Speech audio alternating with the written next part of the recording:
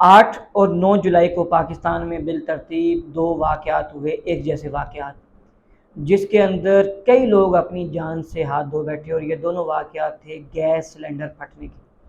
پہلا واقعہ بھلوال کے اندر آیا۔ ایک مسافر وین، چھوٹی جو ہائی ایس وین ہوتی ہے، یہ بھلوال سے کوٹ مومن جا رہی تھی، اور اچانک اس کے اندر آگ بھڑک اٹھی۔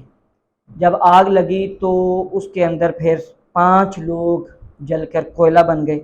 اور 2 شدید زخمی ہو گئے، جو بعد میں وہ بھی ہاسپٹل میں پہنچ کر فوت ہو گئے۔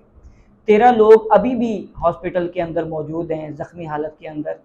اور ڈاکٹرز یہ کہہ رہے ہیں کہ اگر یہ بچ بھی گئے تو ان کی زندگی بہت اذیت ناک ہوگی۔ جلے ہوئے جسموں کے ساتھ گزارا کرنا، زندگی گزارنا ان کے لیے بہت مشکل ہو جائے گا۔ یعنی کہنے کا مطلب یہ ہے کہ جو لوگ اس حادثے میں فوت ہو گئے وہ اچھے رہ گئے، اور جو بچ گئے ہیں، جن کی جانیں بچ گئی ہیں، جن کا 80-90% جسم جھلس چکا ہے اور ان کے اندر بچے بھی ہیں، ان کی باقی کی زندگی جتنی بھی ہے وہ بہت کربناک ہوگی۔ اب یہ واقعہ جب رپورٹ ہوا اور ٹی وی کے اوپر ٹکر چلے تو پولیس بھی موقع پہ پہنچ گئی، اس نے زخمیوں کو پہنچا بھی دیا ہاسپٹل۔ پولیس والوں کو تعریفی سرٹیفکیٹس بھی مل گئے، اور وزیر اعظم اور وزیر اعلیٰ نے تعزیت بھی کر لی اور اظہار افسوس بھی کر لیا۔ یہ تھا پہلا واقعہ جو 8 جولائی کو بھلوال کے اندر پیش آیا۔ دوسرا واقعہ ایسا ہی 9 جولائی کو پیش آیا جیلم کے اندر۔ وہاں پہ جی ٹی روڈ میں 3 منزلہ ہوٹل ہے، اور وہ 3 منزلہ ہوٹل تھا، اس کی جو سب سے نیچے والا گراؤنڈ فلور تھا، وہاں پہ کوئی گیس بم دھماکہ ہوا، اور آپ سب نے وہ ویڈیو دیکھی ہوگی، وہ ایک سی سی ٹی وی کیمرے کی فوٹیج ہے کہ سیکنڈز کے اندر وہ 3 منزلہ ہوٹل جو تھا وہ زمین بوس ہو گیا، گر گیا۔ اس وقت ہوٹل کے اندر 35 لوگ تھے، تو یہ واقعہ جب پیش آیا تو اس میں 6 لوگ ہلاک ہوئے، اور 15 لوگ جو ہیں وہ اس کے اندر زخمی ہو گئے۔ چونکہ جیلم کے اندر کینٹ بھی ہے، جب یہ واقعہ ہوا تو پولیس بھی پہنچ گئی، اور وہاں پر فوج بھی وہاں پہ موقع پہ پہنچی، زخمیوں کو اسپتال پہنچانا شروع کر دیا گیا، علاقے کے لوگ بھی مدد کو آ گئے۔ یہ واقعہ بھی جب رپورٹ ہوا تو گورنمنٹ نے کیا کیا، وزیر اعلیٰ نے کیا کیا، وزیر اعظم نے کیا کیا، وہی روایتی کام، نوٹس لے لیا گیا اور ان کی مغفرت کے لیے دعا کر دی گئی، اظہار افسوس کر دیا گیا۔ اور یہ واقعہ، دونوں واقعات آج 16 جولائی ہے، تو یہ تقریباً ایک ہفتے کے اندر اندر ہم میں سے اکثر لوگ یہ دونوں واقعات بھول چکے ہوں گے۔ یہ ہمارے معاشرے کی بے حسی کو ظاہر کرتے ہیں، اور ایسے واقعات ہم اکثر دیکھتے ہیں کہ یہ واقعات میری میموری کے اندر ہیں کہ کئی واقعات ہوئے، گھروں کے اندر ایسے ہو جاتا ہے، ہوٹلز کے اندر ایسے ہوا، سی این جی والی گاڑیاں جو تھیں ان کے اندر تو بے شمار دفعہ ہم نے دیکھا کہ جناب ایسے واقعات رپورٹ ہوتے ہیں، کئی لوگ جانوں سے جاتے ہیں، جن کے مر جاتے ہیں وہ روتے ہیں، ٹھیک ہے، باقی لوگ دیکھ کے افسوس کرتے ہیں، گورنمنٹ بھی دیکھ کر افسوس کرتی ہے، اور ایک ہفتے کے بعد وہ واقعات بھلا دیے جاتے ہیں کہ جیسے کچھ ہوا ہی نہیں تھا۔ یہ 2 واقعات کچھ حقیقتیں بیان کر گئے ہیں۔ سب سے پہلی حقیقت یہ ہے کہ ہمارے ملک کے اندر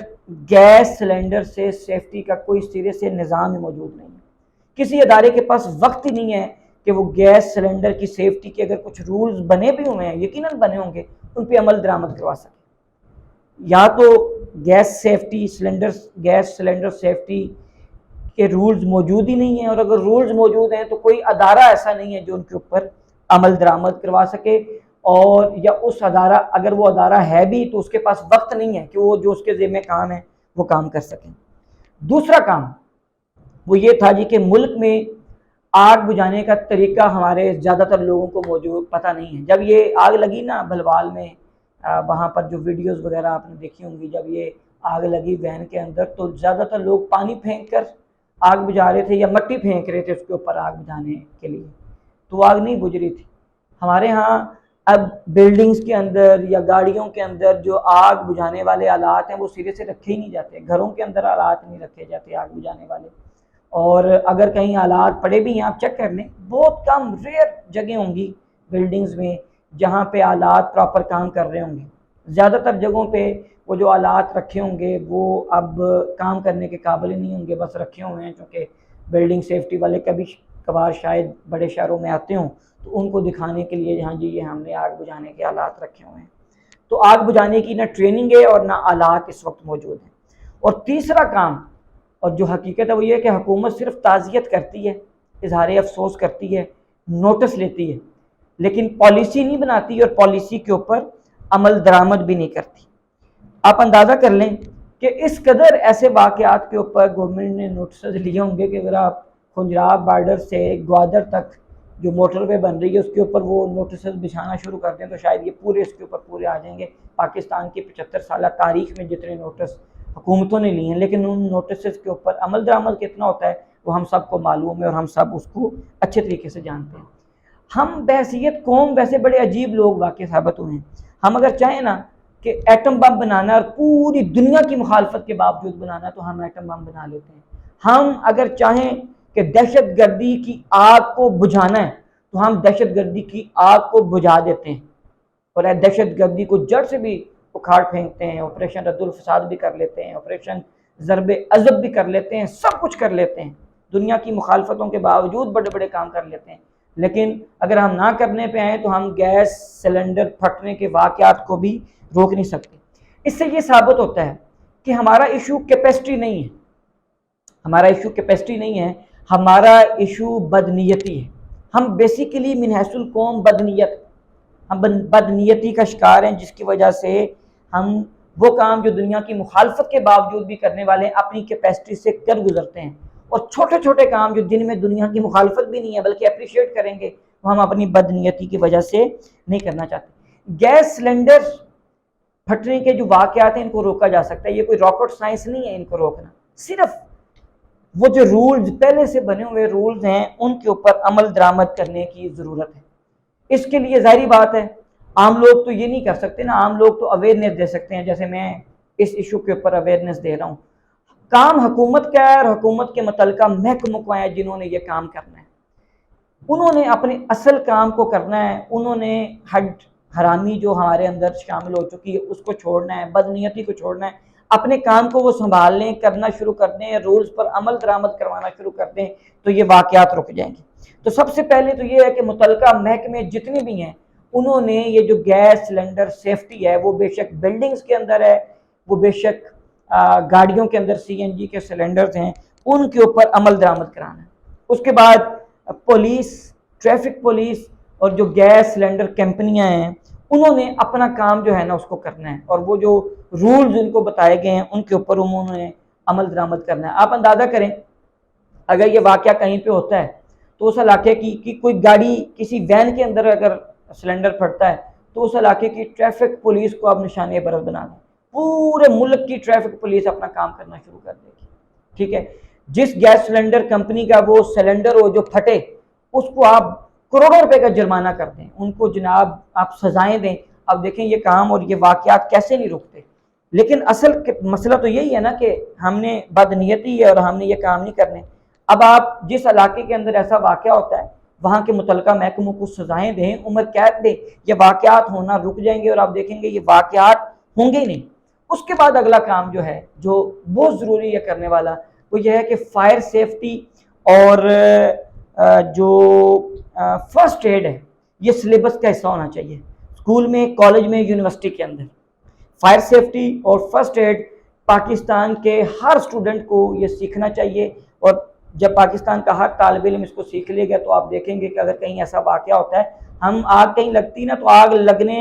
کے بجھانے کا طریقہ نہیں موجود، اور اگر کوئی بلڈنگ گر گئی ہے اس سے کیسے لوگوں کو نکالنا ہے وہ ہمیں نہیں پتا، یہاں پہ تو کسی کو ہارٹ اٹیک ہو جائے اس کی فرسٹ ایڈ کیسے دینی ہے وہ لوگوں کو نہیں پتا، گھر سے ہاسپٹل جاتے جاتے مریض کی ڈیتھ ہو جاتی ہے۔ تو فرسٹ ایڈ اور فائر سیفٹی یہ سلیبس کا حصہ ہونا چاہیے، اور اس کے باقاعدہ مارکس بچوں کو ملیں تاکہ بچے اس کو اچھے طریقے سے سیکھ لیں۔ اور تیسرا کام جو کرنے والا اصل کام ہے وہ یہ ہے کہ اس کی زبردست قسم کی میڈیا کیمپین ہو۔ یہ آئے روز گیس سلنڈر پھٹنے کے واقعات ہوتے ہیں، اس کی زبردست قسم کی میڈیا کیمپین ہونی چاہیے، بالکل ویسی میڈیا کیمپین جیسی میڈیا کیمپین